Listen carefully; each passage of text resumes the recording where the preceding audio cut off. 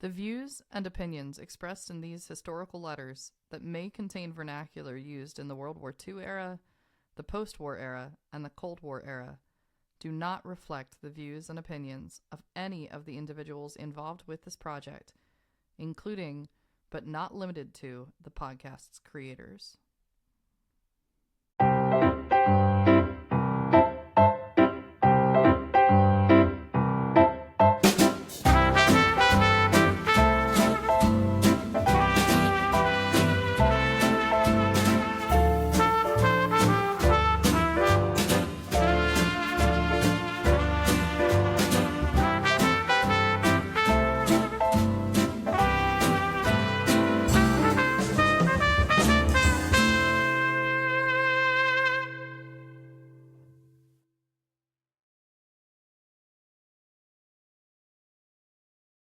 Morning, Jamie. Good morning, Allison. How are you doing this morning? Well, I'm definitely looking forward to this one. I don't know. This is going to be a good episode. I'm a little apprehensive to get into it just because it's a little heavy, but it's a good one. Yeah, this is a really important episode for the podcast. So we certainly have our coffee this morning. For those that are listening in this week, we're going to get into pediatrics of the 1940s pretty intensively throughout both letters. We have two letters for today, two big letters. And it has to do, I'm just going to say outright, Lewis is sick, and there's going to be a lot of medicine of the times. Please do not DIY, look up the medicines, medications, processes that were used in the 1940s. Talk to your doctor. Sweetie's going to be talking to her doctor. She's also going to be hearing from her father, who's a doctor. There's reasons in Sweetie's letters why she does the things she does. It is 80 years ago in the storyline here, though. We're going to be hearing about names of medicines being prescribed, being given in courses, and all sorts of things in these two letters that are happening. Before we get into the letters, just a little of housekeeping here. If you could please like, share, and subscribe to the Love Sweetie podcast, we really appreciate that. If you can do that on YouTube, just click that little button. Costs nothing. Make sure that you get notifications when all the new episodes are being released. If you are listening on our audio channels on Apple Podcasts, Spotify, and the other channels, if you could leave us a review, we very much appreciate that.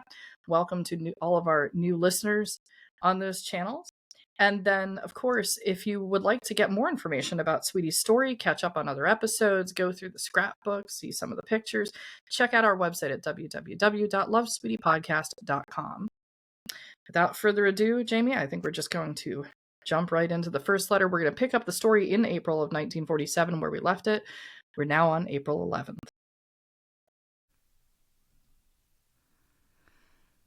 April 11th, 1947. Dear everybody, when I wrote you last, I promised Jean that I would sit down on the following Sunday and write to her, answering questions, etc., to make up for all the letters she had written to me and that had gone unanswered. However, on Sunday morning, I woke up with the finest makings for a cold you ever saw, and consequently, I postponed the job. Monday and Tuesday I was very miserable, and on Wednesday I just stayed in bed, and Lou's mother came down to baby tend for me, and I thought the day in bed would go a long way towards clearing up the cold. While she was here on Wednesday afternoon, she put Louis to bed for a nap. He slept for just a short time and woke crying very hard, as though he had had a nightmare. She brought him to me, and after trying for a while, I got him comforted and quieted. I assumed he was all right and forgot about it. Yesterday, Thursday morning, when he woke up, I found he had a temperature, no visible signs of cold, though, so I gave him half an aspirin and later an enema to try to bring down the temp. It continued up to 103.4. So I gave him an alcohol sponge bath and called the doctor at the Naval Hospital, who has cared for him before. He said that the temp following on the heels of the roseola that he had a couple of weeks ago was not good, and for safety's sake he should have his ears and chest looked at for any signs of infection or pneumonia. He stayed in bed all day for the first time in his life. I made him a bed on the davenport, put the radio down on the coffee table, and gave him some books and magazines, and there he stayed all day. He was limp and had no energy, and I was really worried about him. So when the doctor said he should be checked over again, I called Lou at Willow Grove. He got special permission to come and take us to the hospital. When he came in, Louis immediately got better. He started talking and wanted to get down to follow Daddy around wherever he went. We thought that it seemed a little foolish to take him, but when I checked his temperature again and found it still high, I decided to risk being called a hen with one chick and go anyway. We did. He checked him over carefully again, said that the worst he could find was inflamed tonsils, and told us what to do. Take him home, give him a whole aspirin, and put him to bed. Call in the morning to report on how he was, and then, if the doctor thought necessary, start sulfa treatment again, as we had before. He said that it was just another flare-up of the tonsillitis that preceded the roseola, and that he probably would snap out of it. Okay, before we get into the biggest part of the content of this letter, we have one thing outside of all the medical history that I wanted to call out because it's very important here. The Naval Hospital that they're going to is in Philadelphia, and we've mentioned the Navy docks and these locations around Philadelphia. But Lou is not in Philadelphia right now. Lou is working at a base, and they mention it specifically by name, and I think it's probably the first time in the podcast where we hear it, which is Willow Grove. And this is super important to Sweetie's history in general, and the history of this area. There's a naval air station at Willow Grove. This is in Montgomery County, or Montco, in southeastern Pennsylvania, so one county over from where they're living in Norwood. This base is going to be open starting in the 20s. The Navy's going to take it over. It was privately owned before that, but the Navy's going to take it over in World War II. And the Navy is going to be present at this base until they close their portion of it in 2011. So this is a major, major base in the area. And Jamie, I did change my coffee cup for today. And that's because we get to see on this mug the old logo of NAS Willow Grove, which for our audio listeners is the Keystone. Pennsylvania is the Keystone State, with the Liberty Bell in front of it, with the anchor and the wings of the Navy for naval air. So, as long as we have some Navy stories and the Navy Hospital and naval doctors being talked about, I figured it's most appropriate to switch my coffee mug for the first time in these episodes to the one from Willow Grove. But here we go, continuing the story with what's going on with little Louis. We started home in the car and were well away from the hospital, but not yet anyway near home, when he suddenly had a convulsion in my arms. I was paralyzed, never having seen one before. And yet, isn't it funny how your mind works in spite of your fear? I had enough sense to guess what it was and stretch him out, while I decided we were better off to turn around and go the shorter distance back to the hospital and the doctor than to try to dash home and then call the doctor there. So we did. Lou herded the car through traffic just as quickly as he possibly could. I kept thinking I could probably get out and crawl and get there faster. Louis didn't make a sound, and aside from keeping him laid out, I didn't know what else to do for him until we got there. We did finally make it, and while Lou carried him in, I ran on ahead and tore down the wards, finding the Dr. Roby, who had seen us just a few minutes before. I found him by the time Lou was in and had him laid down on the table, and of course, he reassured us right away. He called it a fever convulsion. Louis had by this time, possibly the air he got in carrying him from the car into the hospital did it, relaxed, and his eyes had closed, and he seemed to be in a deep sleep. We roused him a little, gave him a little drink of water, and the doctor said he would be all right. However, this was Lou's duty night, and he had gotten liberty only long enough to take us to the hospital, when he promised he would return to the base, and since he was to go back, and since I had no car, the doctor said he might just turn around and have another convulsion, since he had had this one, and since I didn't even have a telephone in the house to get help if I needed it, he thought it wisest if we admitted him to the hospital and left him at least overnight. Well, we did. We went with him to be admitted, watched them give him an alcohol sponge bath to bring the fever down a little, and I made them promise he could have a bottle if he cried. Guess they thought a good many private opinions about me and about my letting him have a bottle, but I just stuck to it, and they promised. And then when he had his pajamas on, I just stuck my old nose in and picked him up and held him until he had gone to sleep. They sure looked at me sour, but nobody said anything about it.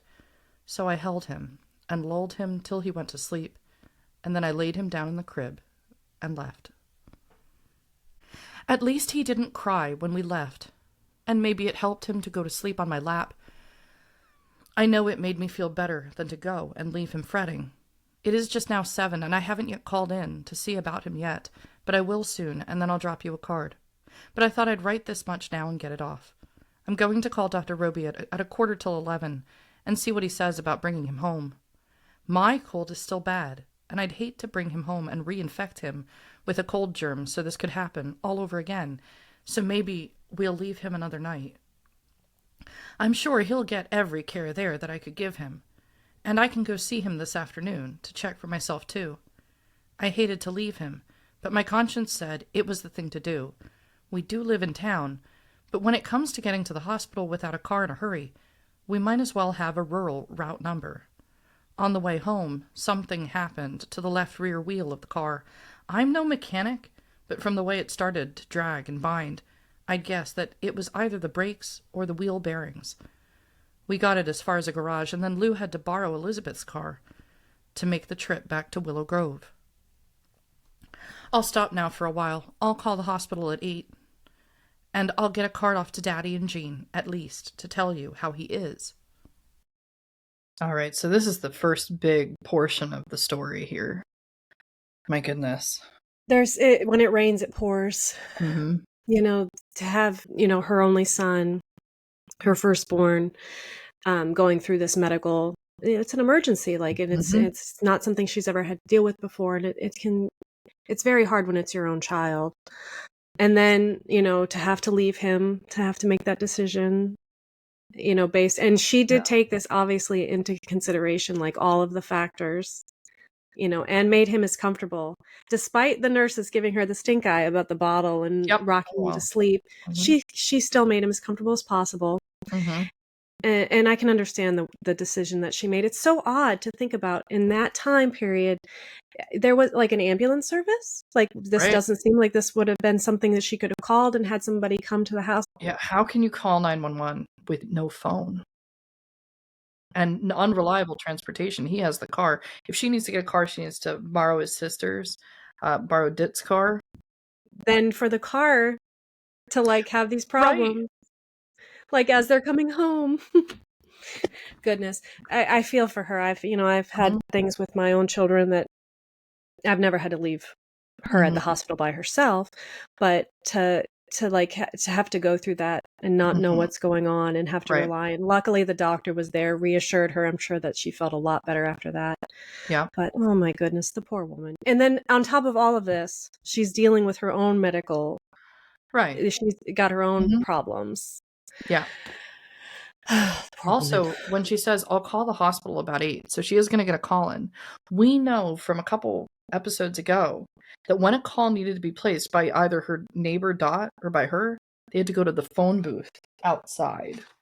So she's going to an outside phone booth and walking down the street to get to the phone to be able to make the call as well. So we get that imagery of the scene that's happening here in the 40s. This is one of the reasons I'm so glad we're not in the 40s anymore, and that we could just pick up a cell phone and talk to a doctor. Jean, your box arrived yesterday. The candy was a little upset, but not ruined by any means, and me on a diet. I think you are very nice to send us such things, but I think that we will return part of it to you, unused. Just keep waiting a little longer for that letter with you, and bear with me on this kind of letters and postal cards for a while.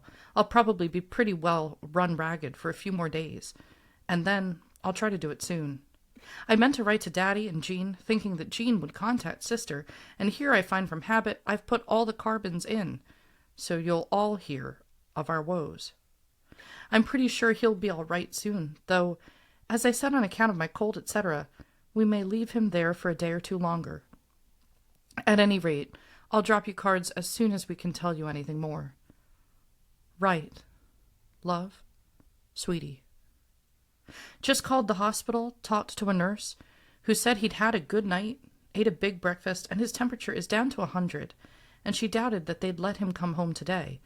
But the doctor will give me the final word on that when I talk to him at 11 o'clock this morning. So she was she was so out of it that she already went and put the carbon paper in when she Yep. wrote the letter. Like, Right. so she's Yeah. like, "Oh, look, I've done." It's kind of funny to see her thought process go, Mm-hmm. because she was writing to Jean, and then you see her writing to everybody else, like in the end of the paragraph. It's kind Yeah. of funny, but you can understand this is an example of her mental state at that Mm-hmm. time. Yeah, So definitely. yeah.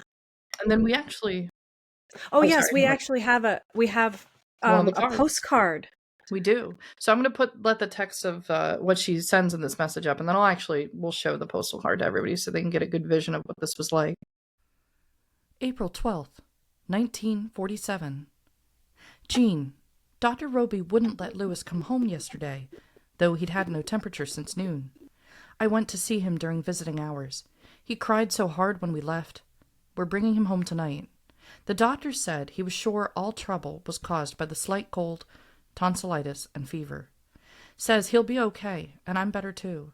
I'm going to go to Lewis's mother to meet him and save time. We'll go to the hospital from there. Notify sister, will you? And I'll write more later. Love, Sweetie. I'm So upset. She said, what did the nurse say? Okay, so Dr. Robbie didn't let him come home, and we went to see him during visiting hours. We're bringing him home tonight. yeah. So I wanted to bring the card up on screen because they're not telegraphing. They don't have a phone. So how is everybody in Iowa going to find out what's going on? It's going to rely on the speed of the U.S. Postal Service. Oh no. So here's the card. This is the exact card for that text. If people are wondering what these handwritten postal cards are, it's sort of very much like a postcard, except on the front you just have the address, so it's not like a picture and then the split sides. On the front you have the address where you're sending it. On the back is your message. So the one that we just heard, this is the exact card for that. And this is what she's sending. So you can imagine the anticipation, the anxiety that Jean, the grandparents that Chester and Laura are having. They're waiting on this to find out that Lewis is okay, because they can't get notification too easily otherwise, unless it comes at a much higher cost. And I'm sure they're relieved when they get this note in the mail. And then she also says to Jean, to save time and also to get faster communication out, Jean, let sister know what's going on. So Jean's probably sending a postal card from Des Moines to sister to inform the other parts of the family in lieu of the carbons. But I thought that was important to show some of the authentic documentation there of that card before we get into the even bigger letter of this episode, which is the follow-up and continuation of the story here about a week later. April 18th, 1947. Dear everyone, I received all your collective letters yesterday and hastened to answer them and bring everybody up to date on the news all at once. The center of interest has, of course, been Lewis, who I'm glad to say is such improved, and I'm watching him like a hawk to see that he is completely well and no relapse can occur. I believe that the last you heard of him was the 2 postal cards that I sent out to you, so to begin from there should make the story fairly coherent. The morning after we left him at the hospital, I talked to a ward nurse, who said he had had a good breakfast, had a good night, and was feeling fine that morning. He still had a temp, and she doubted that they'd release him from the hospital that day.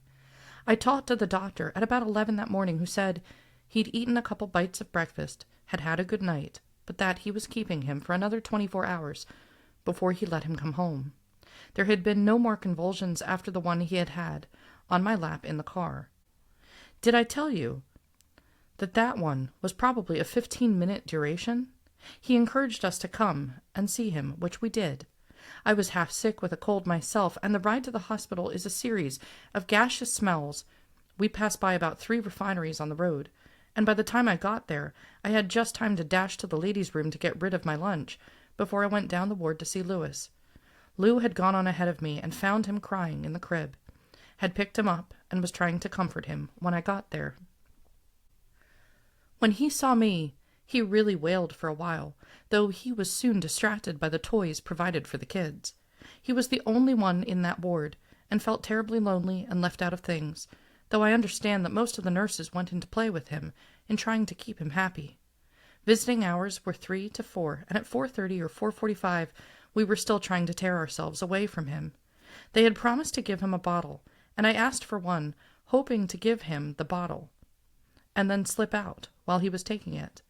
But they had small Pyrex bottles with a very small black nipple. Poor Louis took one look at it and screamed. We finally had to leave anyway with him crying, caught the doctor on the way out, and he said that we'd just have to call in the morning to see how he was and what the chances were of taking him home. Well, both Lou and I were secretly fretting because he had cried so when we left, and because he didn't even have a bottle to compensate for being left stranded with a bunch of strange women in white clothes. So when I said, "Guess I'll call and see if he ate his supper," Lou said, "Ask if we can't take his bottle to him." I did. I could feel the nurse laughing at me, but she very graciously said, of course, bring the bottle out and have it ready when he woke up again. Maybe they were tired of hearing him cry. We did take it out.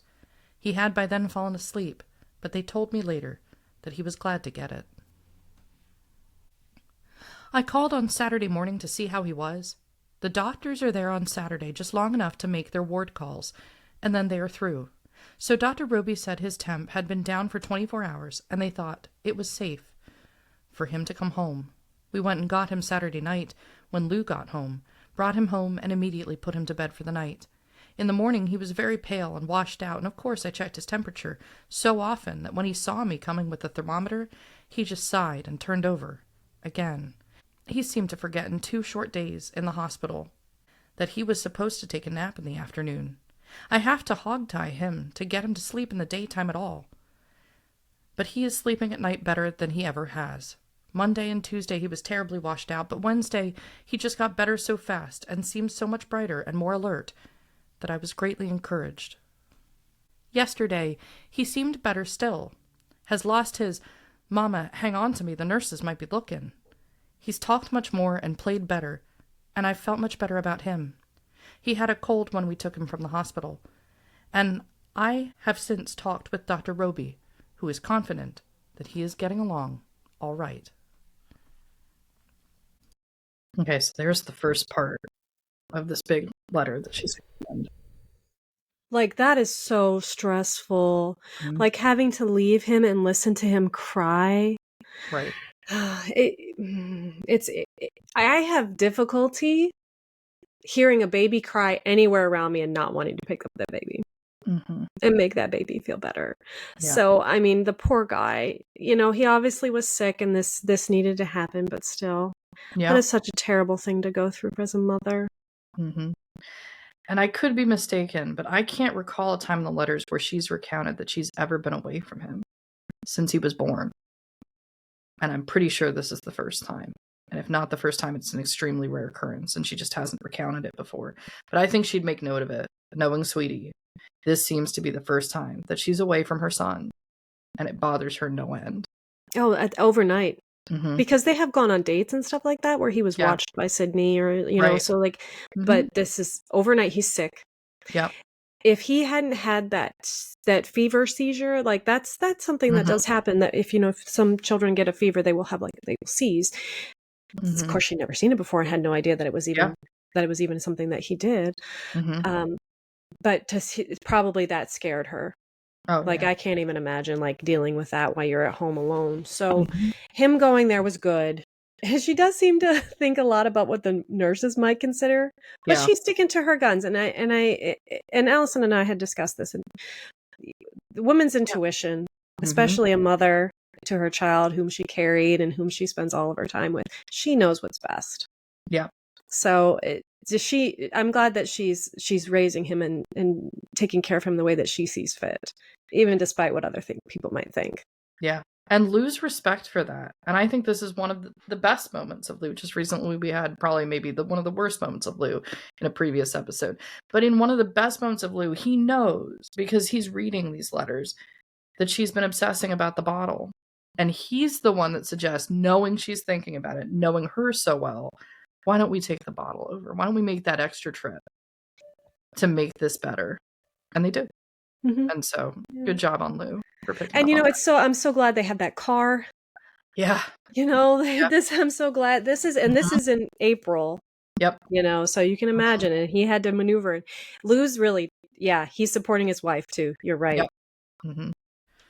Now, Daddy, I've heard you scolding me all the way from Iowa to Pennsylvania. Part of it may be justifiable, and part of it isn't. I have used the sulfa you sent us.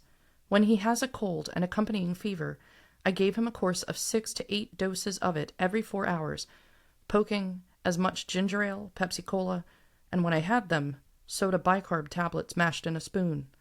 But after one of those colds, he developed a diarrhea. I wrote you about that. I tried the red liquid and still get no aid from it, and then we took him to the Naval Hospital. I wrote you about that too. In getting the history, the doctor asked if he had had any cold, fever, etc., and what treatment we had given him for it. I told him, and of course told him about the sulfa, and what an ear-banging he gave me over the use of sulfa. I tried to soothe his ruffled feathers by explaining that my father was an MD, and that he had given me good directions for its use, etc. He seemed to cool a little, but he went on to say, though I might be qualified to give it, and while I might know what precautions to take, what symptoms to look for, etc., that he doubted that any mother was capable of deciding on her own just when sulfa was advisable. He went on to tell about home remedies, doing more harm than good sometimes, and yet doing as much good as going to the trouble of calling a doctor. I stood and took it all, and tried to get my mouth open once in a while, as though I had something to say in my defense, but he let me get no farther than to open my mouth. He finally ended up by saying, if you think your child is sick enough to warrant sulfa medication, don't you think he is sick enough to make a visit to a doctor advisable? Here the Navy offers you the finest service you can possibly get for nothing, and yet when you're just 15 minutes from the hospital, you take it upon yourself to administer sulfa, and trust your own judgment. We'll see your child any time if it takes until midnight to do it. You won't be neglected in any way. We'll hospitalize your baby and see that he gets the very finest care for $1.75 hospitalization. Now either you come to us and let us decide treatment for your baby, or you undertake treatment to suit yourself and relieve us of the responsibility. Well, in the face of such onslaught as that, what could I do? I could take the responsibility of the treatment as he said, and pay 3 times what you ask in fees to call in a civilian doctor, if you can get one to come to see you, and that is much harder than you'd believe. You who gets up at any and all times of the night to take care of your patients. It is true that when I've tried the things I know to do and feel that a doctor is justifiable, I want to know that my kid is going to have all the good attention I can get for him. So since I'd had my ears lowered so unexpectedly, I admit that I was ready to deck the sulfa bottle out in a fancy blue ribbon and depend on the telephone for a daily chat with Dr. Roby if I wasn't satisfied. You know, too, how you detest to have some fool home remedy used when attention by a doctor could save much time and do more good. I don't say that sulfa is a fool home remedy, but I haven't enough confidence in myself to be absolutely sure that I'm not making a fool remedy out of it, in my ignorance of its uses. Were I in Des Moines, when I could contact you easily to get advice or a boost in morale, I would do as you say and build up my own self-confidence. But it is entirely too long a time for communication to travel with the necessary information, and so though it may cost most in gasoline, my confidence in these men is worth the while, I think. This doctor is a tall, skinny blonde from down south. He is the one who put such a high gloss and rosy hue on my face, and yet was so very considerate and good to Louis when he was in the hospital. When we brought Louis home, as I told you, he had a cold, so I called to ask if we might give him a little good hard concentration to get him over the cold. He gave me neosynephrine for his nose, cough syrup for his cough, and said a little aspirin for rising fever. And when he got all through, saying, call me if you need further instruction, if you're not satisfied, call, and we'll make arrangements for a checkup, and then added, Mrs. Graham, you stay away from that sulfa bottle, now, here? I like him very much, and I'm satisfied that he is a good doctor. He is the lieutenant commander in charge of pediatrics clinic. There are 2 other doctors who help take care of the vast numbers of people who come every day. They are all kind to the kids, and give each one as much time as it takes to satisfy the mothers. For myself, I don't remember telling you that I was having too fast a pulse. You must have read that wrong. I went to the hospital to get a good diet to lose some weight. They asked whether I was tired, or whether I could do a good day's work without feeling too beat up when bedtime came. The doctor thought a little thyroid might do some good. but refused to prescribe any thyroid until they had taken a basal metabolism test. They did that for me for free, and as a result of the -5%, they gave me 3/4 of a grain of thyroid per day. I've lost a little weight, but I'm still disgracefully fat. Woe is me. I took sulfa and have successfully killed my cold. I'm feeling well now that Lewis is getting along so nicely, though. I'm keeping my fingers crossed until this cold is completely gone. Okay. Wow. So she took a tongue lashing from the doctor about Yes, she her home did. remedy treatments, didn't she? Mm-hmm. And this doctor's younger, obviously, and Chester's Yep. older. Yep. And that's where his medical training came from, was, you know, when he was younger. And so this doctor's younger. He's probably a little more knowledgeable in more current practices. Right. But I mean, I really don't want any doctor telling me what to do like that. Mhm. But I think that he probably made some good points. Yep. And you can see her, I think, trying to convince her father that he made some good points. Yeah. I think that she feels very confident with this doctor. Yes, she And does. so, yeah. This was a very good doctor from the time. And Jamie, I did some research on Dr. Roby. It took some time to find this individual because we're never given his first name. And with it being the Navy, they could be moving around to different locations. But we do have information on this. There's an article from 1967, actually, about Dr. Roby. And in this article, the article is headlined, this is coming from the News and Observer in Raleigh, North Carolina. Remember she mentioned he was Southern in the article? He's actually from Maryland, so he's not that Southern, but Southern enough, I guess, to qualify for Sweetie here. And this is coming from Thursday, August 31st, 1967, on page 33 of this paper for the citation there. The article is called New Position Filled at Wake Memorial, and it says a Dr. William A. Roby of the State Board of Health. So at this point in the 60s, he's working for the State Board of Health in North Carolina, has been named Director of Medical Education at Wake Memorial Hospital there. So he rises to prominence in the medical field. And we know this is the right individual because it gives a little bit of a history. You know, how do we know this is actual Dr. Roby that she had? It goes through some of his history in the same article, and it says later on, after completing his internship at the U.S. Naval Hospital in Bethesda, Maryland, he did his residency in pediatrics at the U.S. Naval Hospital in Philadelphia. Unreal. So, there we go. Follows in 1964, he became a member of the clinical staff in the Department of Pediatrics at the UNC School of Medicine at Chapel Hill. He is a fellow of the American Board of Pediatrics. So in 67, we get this note about Dr. Roby, and it's just really nice to get the full story here of who this individual is that she's putting her trust in. Now, Dr. Roby has since passed away, and I did find his obituary online as well. The A stands for Adlai. So this is Dr. William Adlai Roby. I'll share my screen here because they actually included a photo of him not in his later years, but from his earlier years where he's clearly in a naval uniform. So I think we get to see, now we know he has blonde hair, even though it's in black and white. Sweetie gives the description. We actually get to see the doctor here.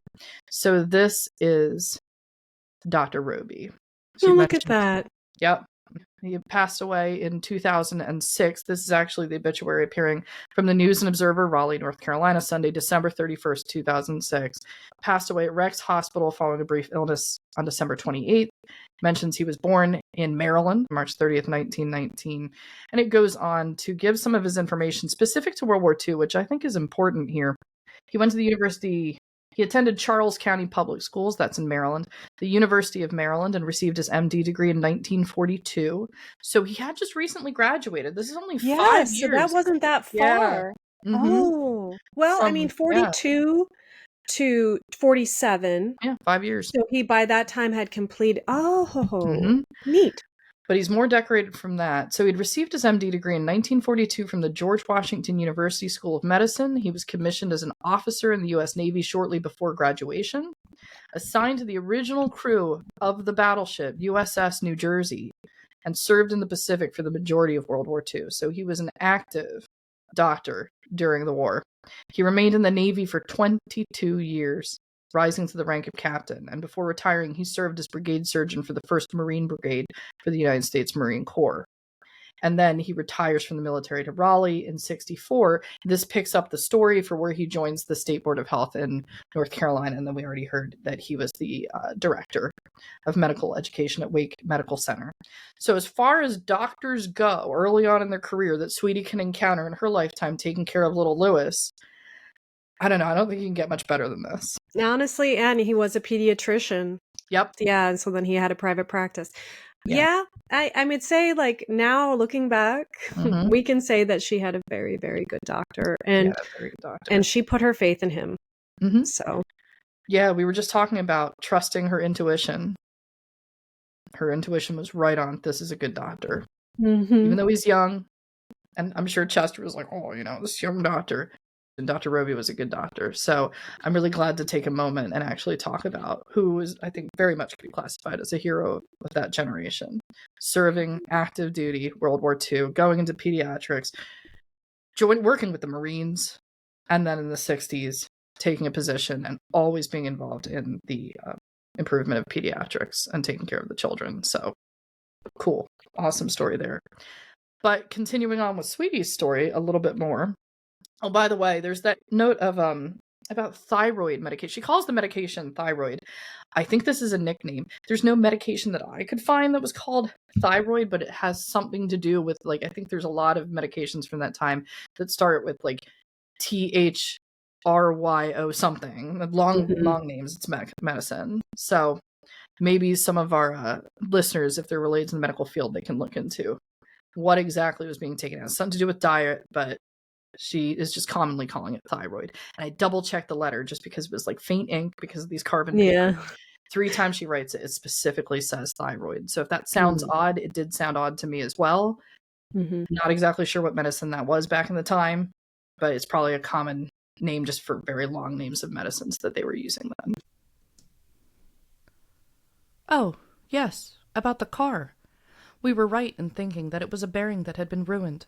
Lou felt quite sure that it wasn't the brakes. He jacked up the rear end and then put it in gear to find that the right wheel would turn freely and the left one would scarcely turn at all.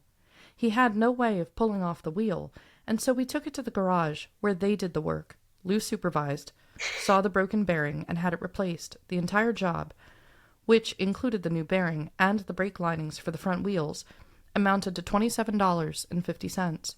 He couldn't do without the car long enough to do the job himself, or he would have bought the linings and done the job himself. I've let this go on for quite a while, but now that Lewis is up, fed, I've done the wash and gotten it in again, I've cleaned the house, got Lewis and put him to sleep for a nap, and now I've got to stop and do some ironing since Saturday and Sunday. Lou has to have some clean dungarees. I do a little wash every morning. It may take a little more soap that way, but I'd much rather do a little every day than let it lay around and then spend a whole day getting the washing done. I do let my ironing lay, though, until I've a good bit collected, and now there is so much collected that if I don't get at it, none of us will have anything to wear. This doesn't actually answer your letters, Florence, Frank, Jean, and sister, though it should bring the folks pretty well up on events. But when I get the things written to the folks, it seems that my time and energy is used up fighting Lewis off the typewriter, and I can't get your letters out and answer your respective questions. Well, I'll try to do it very soon. Yes, Jean, it is the same old song and dance, but I'll really try to do it soon. But right now I must get that ironing done, or at least as much of it done as I can while Lewis is asleep, for if the wind isn't too strong, he ought to be outside for a little while anyway, when he wakes up. Lou's mother has a touch of something or other, and I must go and find out how she is feeling today, and I'll have to do that too while Lewis is asleep. So I'll write again soon. Don't put me in the doghouse, because I haven't answered your individual letters. Love, Sweetie. I do want to point out, too, that she answered her love, Sweetie, instead of saying from Lou and Lewis as well, which I think speaks to her state of mind. You know, and she did that with the last letters, too. Yep. She wrote love, Sweetie. Yeah. She's going through it, that's for sure. Certainly, yeah. medicine of the time. And that's why with this episode, it's so concentrated on what's going around Lewis. I didn't want to proceed into future letters here because they're so different. This episode is very much showing the picture of how this generation was being taken care of. Jamie and I were talking about prior to starting up this recording about how much influence the pediatrics have on a generation. And we have to remember that Lewis is technically right before, but is essentially the beginning of the baby boomer generation. And this is the pediatrics of the time. Mm-hmm. The doctor let Sweetie know that he really felt that he knew what was best. Mm-hmm. And even the nurses, like the nurse said, well, we don't think you're going to be able to take him home. Mm-hmm. And it is difficult to say how we would have done things. Mm-hmm. But now currently, like when I experienced a medical emergency with my daughter when she was very, very young, Mm-hmm. I was at the hospital with her all the time. Mm-hmm. And I was allowed to stay with her. I don't know how much him being away was necessary. Maybe it was, personally, I'm not sure. But there is a way that the mothers were treated in this for that generation, where it's like, we know better. We're going to take over for you. Mm-hmm. And I wonder, like, how much of that power that was given away as a generation where, like, the raising of the children was done by people other than their parents. And maybe this is where it started. Now, these are all speculations, but it is something to consider. Yeah, the evolution of medical thought. Also, I think this is really the first generation, and we see this from what Sweetie's doing, because as much as the doctor said, now, Miss Graham, do not go giving Lewis that sulfa bottle, she immediately runs to it for herself. Mm-hmm. It's the cure-all. For the diet, the fix is medicine. For the cough, the fix is this. For the eyes that had the headache in the previous episode, for driving, I'll just eat aspirin all day. Yeah. Right? She literally says this. So her dependence on modern medicine and prescriptions is a big thing here. She's taking a lot, and they're very intense medications. You know, sulfa really was the first miracle drug. I think there's even a book that calls it that. When we were talking, we started doing this, you were like, sulfa comes into play so much. And I wasn't even prepared for that. How much she uses it. Lou, sorry. I still have trouble. Lou is the father. Lewis is the son. Lou was using it to keep himself out of sick bay for a week. Yeah. He was like eating it like it was, and you had to take 12 at a time. Oh, goodness. The courses are so intense and 4 hours apart. How many medicines are really being taken 4 hours apart these days? I mean, at that intensity level, she was giving this to her kid because that's what they thought was the right thing to do. And even then the doctor's like, I don't know about this. But then she's taking it herself all the time. And what does she write? I'm going to go back to the letter here for just one moment. Yes. Because I love what she writes here. She mentions tying the ribbon around the bottle of sulfa. I think that's almost a metaphor for everything she's doing. This is the winner. This is going to be the thing that keeps everybody out of the hospital.